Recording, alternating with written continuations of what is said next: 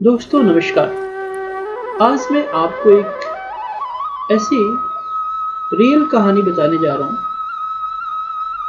जिससे कि आप सुनकर अगर आपको प्रभु पर विश्वास नहीं है, भगवान पर विश्वास नहीं है तो जरूर हो जाएगा। क्योंकि प्रभु परमात्मा हमारी वो असीम शक्ति है जो आपको बेशक दिखाई ना दे रहा हो लेकिन आपके हर पल आपके साथ है, हर दुख सुख में आपके साथ है। तो चलिए शुरू करते हैं और आपसे रिक्वेस्ट करेंगे आपको ऐसे अच्छी अच्छी ट्रू स्टोरी जो कि बिल्कुल सत्य है, कहीं ना कहीं हुआ है, अगर आप सुनना चाहते हैं, देखना चाहते हैं तो जरूर चैनल को सब्सक्राइब करें। कहानी एक छोटे से शहर की है। छोटा सा एक जगह है बिहार में जिसका नाम था चकिया। वहां पर एक मेडिकल का दुकान भोलानाथ नाम का एक आदमी चलाता था। सारी दवाई उसे अच्छी तरह से उसकी जानकारी थी। पूरी दुकान खुद भोलानाथ ही संभालता था। कौन सी दवा कहाँ रखी है उसे सब अच्छी तरह से पता था। वो पूरी ईमानदारी से अपना काम करता था। ग्राहकों को सही दवा सही दाम पर देता था। सब कुछ अच्छा होने के बाद भी भोलानाथ को भगवान पे भरोसा नहीं था, यानी नास्तिक था। भगवान में उसका कोई भी विश्वास नहीं था, जो आजकल नॉर्मली नए बच्चे हो गए हैं। वो पूरा दिन दुकान पर काम करता और शाम को परिवार तथा दोस्तों के साथ समय गुजारता था। उसे ताश खेलने के शौक थे। जब भी टाइम मिलता दोस्तों के साथ ताश खेलने में बैठ जाता था। एक दिन वह दुकान पर था, तभी कुछ दोस्त उसके आए। तभी बारिश भी शुरू हो गई। रात हो गई थी लेकिन सभी बारिश थमने का इंतजार कर रहे थे।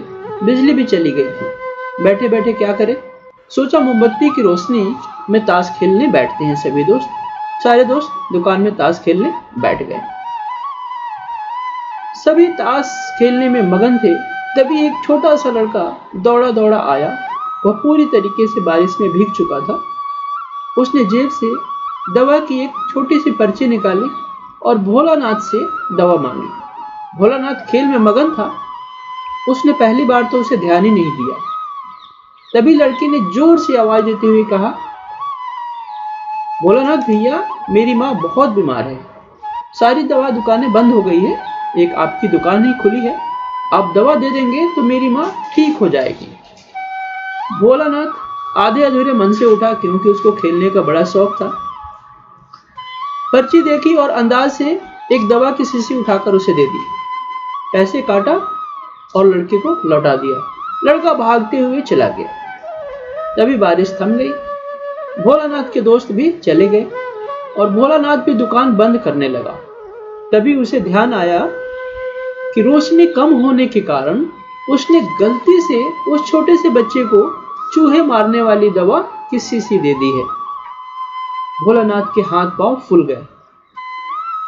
उसका दिल जोर जोर से धड़कने लगा। उसके 10 साल की नेकी पर मानो जैसे ग्रहण लग गया। उस लड़की के बारे में सोचकर तड़पने लगा। सोचा, यदि यह दवाई उसकी माँ, जो उसकी बीमार माँ है, अगर खा लेती है तो अवश्य मर जाएगी। लड़का भी बहुत छोटा था, उसके कारण उसे पढ़ने का भी कुछ अता पता नहीं था। अब एक पल वह अपनी इस भूल को कोसने लगा और ताश खेलने की अपनी आदत को छोड़ने का निश्चय कर लिया। पर इससे क्या बात हो सकती है? ताश खेलना छोड़ देने से किसी की जान तो वापस नहीं आएगी। अब क्या किया जाए? उस लड़के का पता ठिकाना भी वह नहीं जानता था। कैसे उस बीमार मां को बचाया जाए? सच कितना विश्वास था उस लड़के की आंखों में। सोचने लगा, छोटा सा बच्चा कितने विश्वास से बोल के गया कि आप दवाई दोगे, मेरी मां ठीक हो जाएगी। अब तो घर जाने की उसकी इच्छा भी ठंडी पड़ गई थी। दुविधा और बेचैनी उसे घेरे हुए था।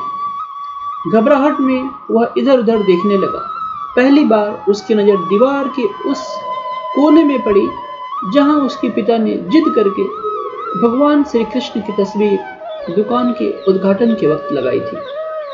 तब पिता ने कहा था, भगवान की भक्ति में बड़ी शक्ति होती है, वह हर जगह व्याप्त है। और हमें सदैव अच्छे कार्य करने की प्रेरणा देते हैं। भोलानाथ को यह सारी बातें याद आने लगी। आज उसने इस अद्भुत शक्ति को आजमाना चाहा। उसने कई बार अपने पिता को भगवान की तस्वीर के सामने हाथ जोड़कर आंखें बंद करके पूजते हुए देखा था। उसने भी आज पहली बार कमरे के कोने में रखी उस धूल भरे कृष्ण की तस्वीर को देखा और आंखें बंद कर दोनों हाथ को जोड़कर वहीं खड़ा हो गया। थोड़ी देर बाद वह छोटा लड़का फिर दुकान में आया।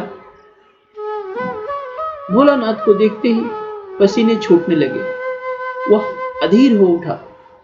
पसीना पूछते हुए उसने कहा, क्या बात है बेटा, तुम्हें क्या चाहिए? लड़के की आंखों में पानी छलकने लगा। उसने रुकते रुकते कहा, बोला भाई, माँ को बचाने के लिए जो मैं दवाई शीशी लिए भागी जा रहा था, घर के करीब पहुंचा ही था, बारिश की वजह से आंगन में पानी भरा था और मैं फिसल गया। दवाई की शीशी गिरकर टूट गई। क्या आप मुझे वही दवाई दूसरी शीशी दे सकते हैं? लड़की ने उदास होकर पूछा था। बोला, हाँ हाँ, क्यों नहीं। राहत की सांस लेते हुए उसने वो दवाई उसको दे दी। पर उस लड़की ने दवाई की शीशी लेते हुए कहा, मेरे पास तो पैसे नहीं हैं। उस लड़के ने हिचकिचाते हुए कहा। भोलानाथ को उस पर दया आई और बोला, कोई बात नहीं, तुम ये दवाई ले जाओ और अपनी माँ को बचाओ। जाओ, जल्दी करो, और हाँ, अब की बार जरा संभल कर जाना। लड़के ने कहा, अच्छा बाबूजी, और वो खुशी से दौड़ता हुआ चला गया। अब भोलानाथ को जान में जान आई। इस बार उसने दिल से भगवान को धन्यवाद देते हुए कहा